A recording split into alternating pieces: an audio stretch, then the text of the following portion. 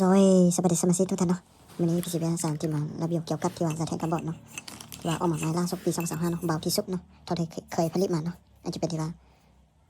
เก็บเสียงกระบอกเนาะว่าจะแทงกระบอกเนาะประมาณนี้เนาะออกมาใหม่ล่าสุดเนาะอยู่ไหนมันจะเป็นแบบนี้เนาะคนเงียบเข้ามานี่99.9%นะผู้ใดต้องการเบอร์ใดสามารถทักหาได้เนาะแต่ละเบอร์บ่คือกันเนาะสำหรับเก็บเสียงนี่เนาะเบอร์นี้จะห้องเบอร์9นี่หางเขาจะมีเนาะตัวนี้เนาะสำหรับเก็บเสียงนี่นะอันนี้จะเป็นเก็บเสียงของเบอร์1เนาะประมาณนี้เนาะหลังจากที่ข้าพเจ้าประกอบออกมาลักษณะเป็นแบบนี้เนาะข้าพเจ้าที่ว่ากำลังประกอบเนาะเห็นปะที่ว่าค่อนข้างหลายเนาะอันนี้จะเป็นตัวหานนอกเนาะอันนี้มันจะมีฐาน12 มิลแล้วก็16 มิลเนาะสำหรับเก็บเสียงนี้เนาะเราจะไปว่าในคลิปเลยนี่ของ16 มิลมันจริงไงของ12 มิลมันจริงเนาะเดี๋ยวข้าพเจ้าจะขายออกให้เป็นอะไรคนละบ่ฮู้ว่าอันใด12 มิลอันใดของ16 มิลเนาะสำหรับที่ว่าข้อหลังนี้นะเห็นปะอันนี้ของ12 มิลอันนี้ของ16 มิลตัวใหญ่นี่นะมันจะมีทางฟรี12แล้วก็ฟรี16เนาะใครต้องการใช้กับปืนอารมณ์ได้สามารถทหารหรือว่าอีบอหารได้เนาะประมาณนี้เนาะปัจจุบันนี้มีเครื่องคอนโซลเนาะวิธีประกอบก็ที่ว่าง่ายๆไว้เนาะประกอบแบบนี้เลยเนาะวิธีประกอบคอนะเก็บเสียงโบอินแล้วว่าเก็บเสียงคำบอกแล้วว่าประมาณนี้เลยเนาะเวลาประกอบในตัวนี้ที่ว่าให้มันแน่นๆเนาะลายของคิวนี่จะเป็นยานเนาะอะไรที่จีบเป็นยานเนาะนี่จะเป็นที่ว่าเล็กเนาะหลังจากนั้นเอาสายยางมันมายึดไว้เนาะข้าพเจ้าสมมุติให้เบิ้ลเนาะที่จีนี่แน่นกว่านี้เนาะที่ข้าพเจ้าขัดนี่เนาะประมาณนี้หลังจากนั้นเอาตัวผ้าเพนี่มาพัดใส่เนาะแต่ไม่ได้มาจึงเงียบเนาะถ้าบ่เงียบนี่ดีใจเงินคือ100%เนาะสำหรับเก็บเสียงกระบอกนี้เนาะคนเงียบเข้ามา99.9%เนาะหลังจากนั้นเอาสายยางมามัดนี่เนาะสายยางมาหัดเนาะตัวนี้ให้มันแน่นเนาะ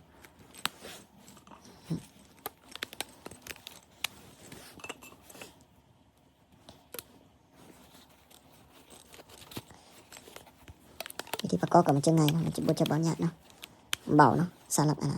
จะเทปโบอินหรือจะเทปที่ว่ากระบอกหรือว่าเก็บเสียงกระบอกนี่ว่าเบาที่สุดเนาะเท่าที่เคยผลิตมาเนาะเบากว่ารุ่นนี้บ่มีเนาะเก็บเสียงนี่เนาะ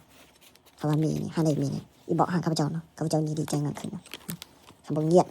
บ่เบานี่เนาะประมาณนี้เนาะเงียบเรื่องนี่บ่มีเนาะเก็บเสียงนี่เนาะเท่าที่เคยเอาแบบมาว่าเคยผลิตมาเนาะหลังจากนั้นที่ว่ามาใส่ที่ว่าโอลินเนาะ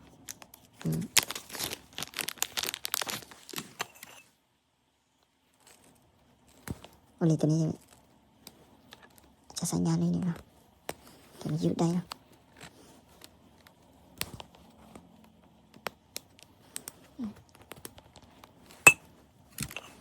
เห็นปะใส่งานนิดนึงเนาะ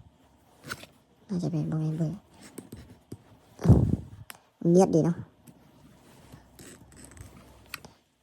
เอาไว้โทรศัพท์แล้วก็ใส่นิดหน่อยเนาะ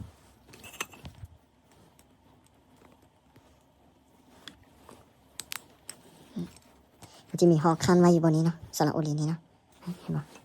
จะยืดเกาะไว้บนนี้มันจะมี2 ตัวเนาะทางหน้าและทางหลังเนาะหลังจากนั้นเขาใส่เข้าไปอยู่ในมีจะมีหั่นคือเบนี้เนาะตัวนี้ให้ไปนะตัวนี้มันจะเข้าเบนี้เนาะ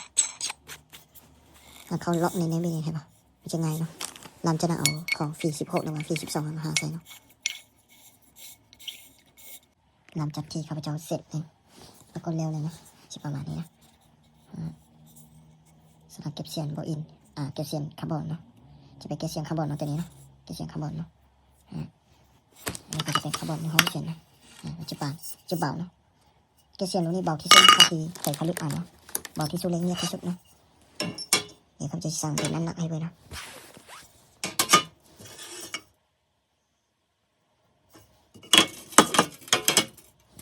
ประมาณ2 คิดเนาะเห็นปะ2 คิดไปนิดนึงเนาะบางที3 คิดเนาะเบาที่สุดเนาะเก็บเสียงเท่าที่เคยผลิตมาเนาะอันนี้จะเป็นเดียวเก็บเสียงคาร์บอนเนาะเบาที่สุดเนาะ